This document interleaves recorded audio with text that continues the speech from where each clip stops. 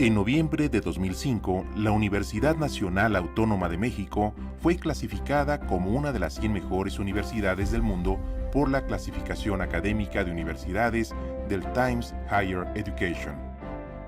Bueno, pues fue realmente el trabajo de la comunidad universitaria. Con su escaso presupuesto y su estatus de institución pública, la UNAM sorprendió a todo México y al mundo como la institución educativa líder de lengua hispana. Claro, competíamos con instituciones mucho más ricas, con mucho más recursos, y yo solía decirle a los estudiantes y a los profesores cuando me reunía con ellos en diversas circunstancias que podían tener estas universidades, sobre todo las de nuestro país vecino, mucho más recursos que nosotros, pero eso no quería decir que los universitarios de allá tenían más neuronas que los universitarios de acá, que representábamos para el país lo que ninguna otra universidad representa para su país, y la verdad es que es el producto de un trabajo colectivo con un objetivo común y que mostró, entre otras cosas, no solo que la universidad estaba de pie, sino que podíamos hacer compatible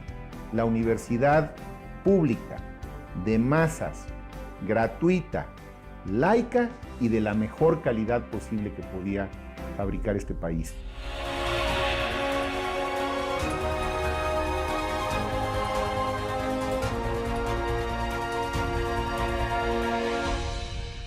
Lo que provocó el asombro es que apenas 4 años antes, la institución estaba en situación de desastre, tras una devastadora huelga estudiantil que se prolongó casi un año. La UNAM pasaba por una crisis que algunos calificaban de definitiva. Que fue de 9 meses realmente, que de todas maneras para fines prácticos fue todo un año escolar. Miles de estudiantes dejaron la universidad, muchísimos perdieron el ciclo escolar como tal.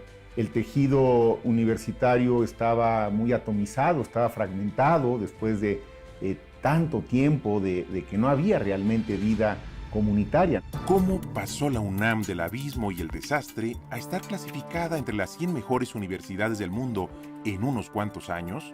Nos pusimos a trabajar todos, es un trabajo colectivo en donde era imperativo el que pudiéramos mostrarle a la sociedad mexicana, que es la que nos auspicia, y al mundo entero, que esta era una institución que tenía toda la capacidad para poder resolver sus problemas de acuerdo a su propia dinámica, a su propio espíritu, a su propia identidad, y entonces el trabajo académico se convirtió realmente en el objetivo común. El liderazgo del rector Juan Ramón de la Fuente fue indudablemente el pilar sobre el que se erigió con nuevo esplendor una de las instituciones más trascendentales de nuestro país. El doctor Juan Ramón de la Fuente proviene de una destacada familia universitaria. Su mamá fue la doctora Beatriz Ramírez de la Fuente, investigadora emérita del Instituto de Investigaciones Estéticas de la UNAM, que consagró su vida al estudio del arte prehispánico. Su papá fue un gran impulsor de la psiquiatría y de la salud mental en México. Por sus grandes contribuciones en estos campos, el Instituto Nacional de Psiquiatría lleva su nombre, Ramón de la Fuente Muñiz. Distinguido universitario, fue profesor emérito por la Facultad de Medicina de la UNAM. El 15 de marzo de 1999, el Pleno del Consejo Universitario aprobó una modificación al Reglamento General de Pagos. Eso detona la crisis. El 20 de abril de 1999 se constituye el Consejo General de Huelga. Las banderas rojinegras se alzan por toda la universidad. Las posiciones radicales, tanto de las autoridades universitarias como del Consejo General de Huelga, llevan al estancamiento del conflicto. Pasan 7 meses de parálisis hasta la renuncia de Francisco Barnés de Castro. Entonces, la Junta de Gobierno elige como rector al doctor Juan Ramón de la Fuente. El nuevo rector hace propuestas para la solución del conflicto.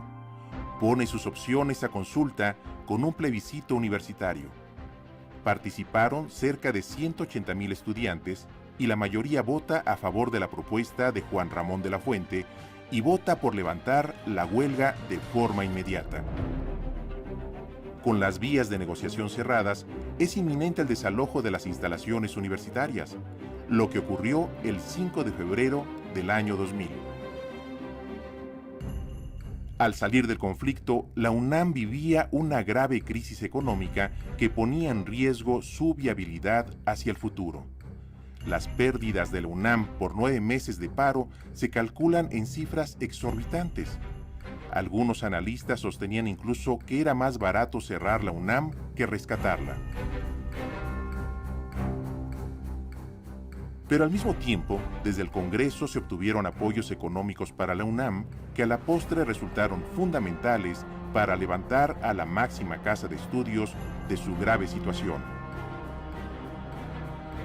Pero quizá la mayor afectación que sufrió la UNAM fue la de su imagen pública.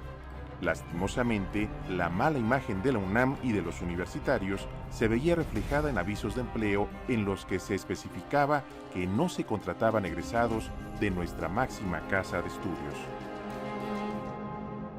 En menos de un año, la universidad ha logrado el reconocimiento explícito de la Cámara de Diputados primero y del Senado de la República ahora. La universidad consolida el respaldo del poder legislativo. Para revertir esa nefasta propaganda antiuniversitaria, Juan Ramón de la Fuente tomó diversas medidas. Propició una vinculación entre la universidad y el sector productivo. Inauguró la Feria del Empleo Universitario, que se celebró por primera vez en 2001 y que en años sucesivos resultó una idea realmente brillante para demostrar que importantes empleadores le daban su justo valor a los estudiantes de la UNAM. Nos dimos cuenta que ese era el camino a seguir. Tratar de estar vinculados con los empresarios para conocer sus necesidades, para entender su propia dinámica y para coadyuvar a que nuestros egresados pudieran, en medio de un panorama laboral complejo, encontrar oportunidades de empleo. Un proyecto exitoso que sigue vigente, una forma genial de vincular a la universidad con el sector público y privado. Y a nosotros en la universidad esto nos estimula. Esta muestra de confianza de las empresas creo que rompe definitivamente con ese viejo mito que teníamos, que se decía, se ofrece tal o cual trabajo, pero si es usted egresado de la UNAM, favor de no insistir.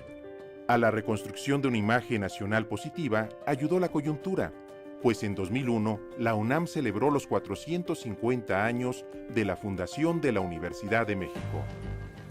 La UNAM se asume heredera de la Universidad de México, fundada por Felipe II en 1551. Y muy diversos eventos y celebraciones mejoraron visiblemente la imagen universitaria. Acuérdate de un lema que impulsamos en esa época que decía orgullosamente UNAM. Y esa era parte también del propósito que queríamos, recuperar el orgullo de ser universitario. A un año de la huelga, la UNAM ha recuperado su vida académica, cultural y científica. Su imagen internacional y nacional está plenamente restablecida y en pleno ascenso. A nivel nacional, el restablecimiento de la imagen universitaria es impulsado cuando en 2003 la Cámara de Diputados de la 59ª legislatura decide esculpir con letras de oro el nombre de la universidad en el muro de honor del Palacio Legislativo. El nombre de la Universidad Nacional Autónoma de México está escrito con letras de oro en los muros de este Palacio Legislativo. El gran honor que ahora recibe, el reconocimiento superior que le otorga esta honorable Cámara de Diputados, que con su trabajo cotidiano crea la justa ley, garantía duradera y auténtica de la patria, a la cual nos debemos. Los recursos que la sociedad le proporciona han de serle devueltos sobre el sustento de principios esenciales, cada vez con mejores resultados de su labor en la enseñanza, la investigación y la extensión de los beneficios de la cultura. De todo ello, señoras y señores, la nación entera habrá de estar siempre cerciorada por la manera diáfana y certera de las cuentas que se le rindan. Por mi raza hablará el Espíritu.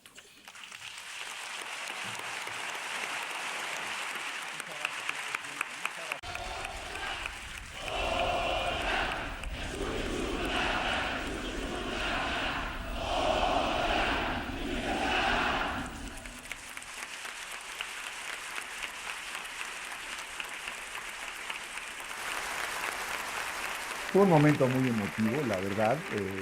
Algunos de ustedes estuvieron ahí presentes y además muy justo el que la universidad tuviera ese espacio en la Cámara de Diputados, porque, insisto, lo que la UNAM ha hecho por este país no lo ha hecho ninguna otra institución educativa o de otra naturaleza. Otro elemento de confianza fue apostar por la transparencia ante el Congreso Federal. La UNAM se convirtió en la primera institución autónoma en transparentar sus recursos financieros. Cuando tomé la decisión de llevar los estados financieros de la universidad, que ya estaban auditados, ante la Auditoría Superior de la Federación, precisamente para fortalecer la idea de que eran recursos públicos, que tenían que rendirse cuentas públicas y que la autonomía no era un pretexto para acogernos a la ley de transparencia. De manera voluntaria, la universidad lleva sus estados financieros a la Auditoría Superior de la Federación y tuvo un efecto muy positivo, Pedro, porque una vez que la UNAM rindió cuentas públicas en esa instancia, lo que era entonces la Auditoría Superior de la Federación, otras instituciones autónomas empezaron a hacer lo mismo. Y creo que esto representó un avance para el país. La UNAM, estimadas y estimados diputados, es mucho más que una universidad. ¿Por qué? Por el tipo de servicios que la UNAM le presta a México. Se dice, creo que con insuficiente información, que la UNAM no hace nada por contribuir a financiar sus enormes gastos. Esto es absolutamente falso. Este año, la UNAM está facturando 2.500 millones de pesos por concepto de convenios, contratos nacionales, internacionales, con el sector público, con el sector privado, con el gobierno federal, con los gobiernos estatales, con gobiernos latinoamericanos que han pedido nuestra asesoría. No hay ninguna universidad, ninguna, en América Latina, pública, que genere lo que está generando la UNAM por motivo de recursos propios.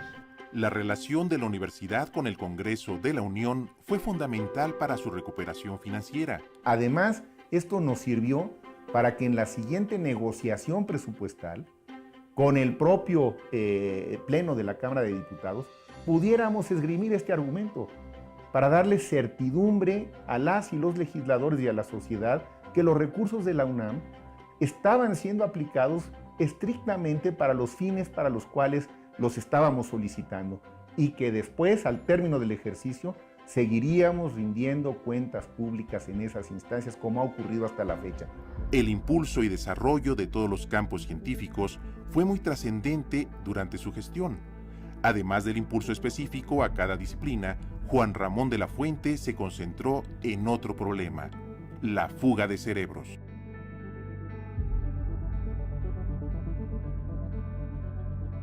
Con frecuencia, México perdía investigadores de primer nivel que tenían que salir al extranjero. Para evitar la fuga de cerebros e impulsar realmente a la ciencia, se crearon mayores espacios de trabajo para investigadores y se robusteció la infraestructura. Entre otros equipos, se adquirió la supercomputadora Cambalam, que permitió apoyar sustantivamente la investigación y fortalecer la docencia. La adquisición de la supercomputadora se anticipaba así a la necesidad de procesar lo que hoy se conoce como Big Data. una de las computadoras más importantes y poderosas de América Latina, que da servicio a todos los campos científicos y humanísticos que la requieren, fundamental para investigaciones en astrofísica, física de partículas, química cuántica, geología e ingeniería sísmica y muchas otras. La capacidad de cómputo de la supercomputadora CAM-BALAM permitió también la configuración del aula virtual Ixtli, un espacio tecnológico al servicio de la investigación de punta. Sirvió, por ejemplo, para realizar simulaciones interactivas de sistemas moleculares de interés biológico. Ixtli permite la visualización de estos procesos en tiempo real con tecnología de realidad virtual y de realidad aumentada. Con estas inversiones se logró fortalecer la infraestructura que requería la investigación científica. Gracias a ello, hoy en día más del 50% de la investigación científica que se hace en el país es realizada en la UNAM. Después de un muy exitoso primer periodo como rector, Juan Ramón de la Fuente fue electo para un segundo periodo al frente de la rectoría en noviembre de 2003. Juan Ramón de la Fuente Ramírez protesta solemnemente cumplir y hacer cumplir las leyes de la universidad, teniendo siempre en cuenta el bien común universal dentro de los inmutables dictados de la moral. Sí protesto. Si así lo hiciere, la nación y la universidad se lo premien, y si no, se lo demanden.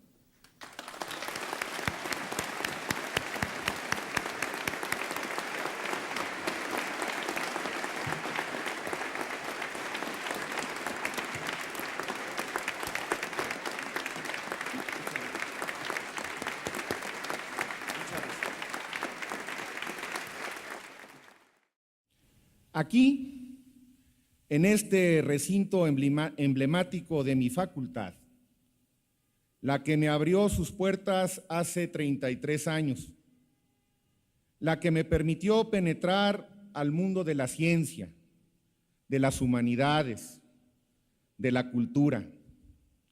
Aquí, ante ustedes, refrendo mi compromiso con la Universidad Nacional Autónoma de México. Ante todos ustedes. Lo asumo una vez más, consciente de la grave responsabilidad que implica y con el único afán de servirla. Como parte de la reconstitución social de la universidad, el rector le dio una enorme importancia al deporte universitario.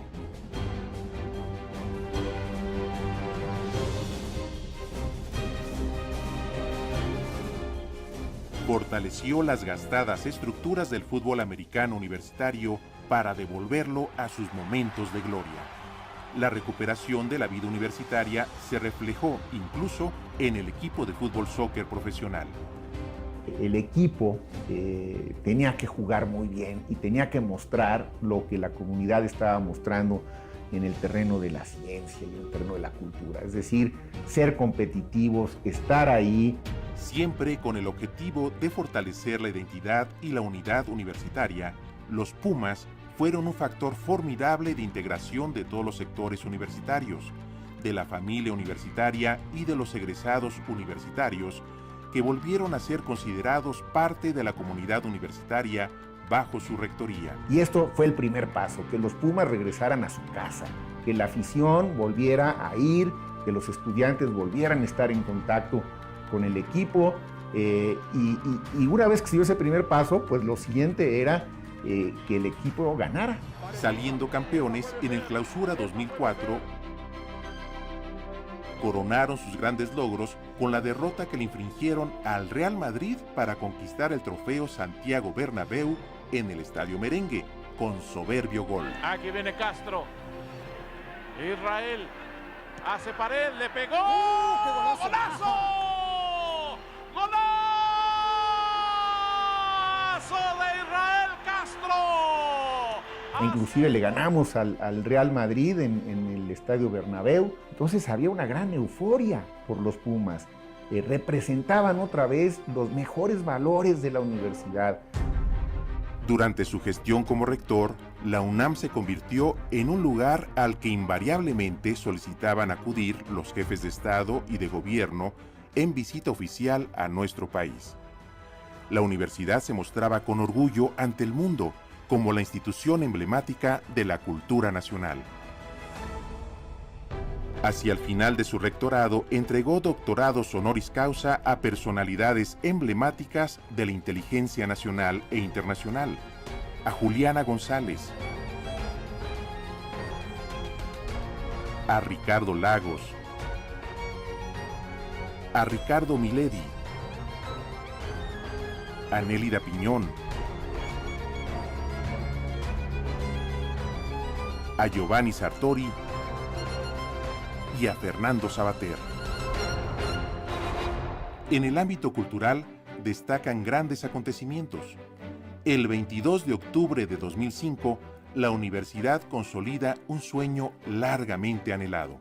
La Dirección General de Televisión Universitaria y la propia TV UNAM tenían décadas de existir, pero anteriormente solo transmitían programas en tiempos oficiales y en canales educativos. La Universidad Nacional Autónoma de México tiene hoy el agrado de presentar el inicio de las nuevas transmisiones de TV UNAM a través del canal cultural de los universitarios. Se trata de la realización de un anhelo largamente acariciado y emprendido hace más de 20 años. Mi reconocimiento a todos aquellos que han trabajado en este esfuerzo colectivo de la universidad. La UNAM ha sido siempre la promotora de grandes innovaciones culturales, ha defendido la libertad de expresión, ha trazado una línea de continuidad muy poderosa en lo que tiene que ver con la difusión de lo mejor que en el país se produce, ha patrocinado el teatro, tiene una escuela de cine que ha resultado una verdadera forjadora de cineastas. Entonces era ya tiempo de un canal universitario. ¿Cómo me parecerá de importante que la televisión llegue a la universidad, que me atrevo a hablar de eso por televisión con el terror que me causa? Felicidades a este nuevo, importante y gran instrumento de la cultura mexicana. Desde el año 2005 y hasta la actualidad, cualquier televidente del país puede disfrutar de una oferta televisiva de gran calidad.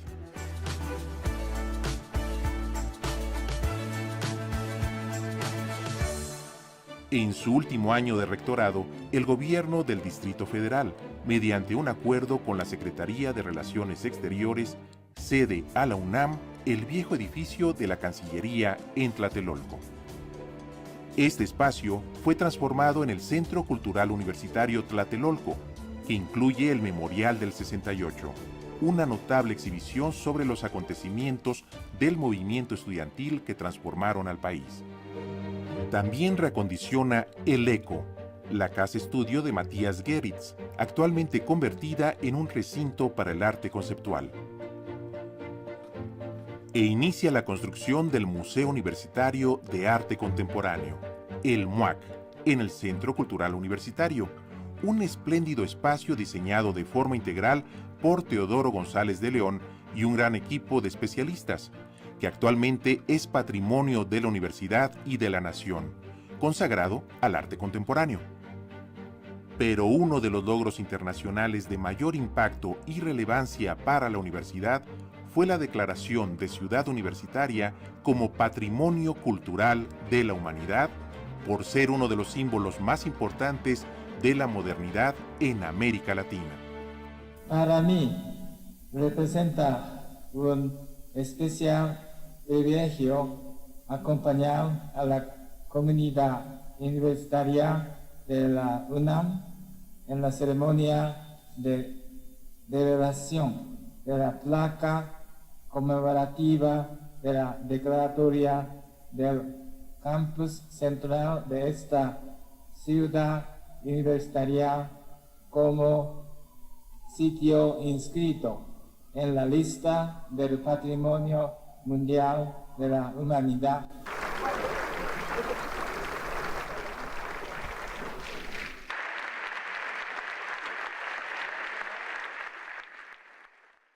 Ciudad Universitaria, por supuesto, que es icónica, era icónica desde antes que la UNESCO la reconociera, porque fue un proyecto en su época vanguardista, que representaba una nueva forma de concebir a los espacios universitarios. Incluso grandes arquitectos de la época vinieron a ver Ciudad Universitaria cuando estaba recién inaugurada.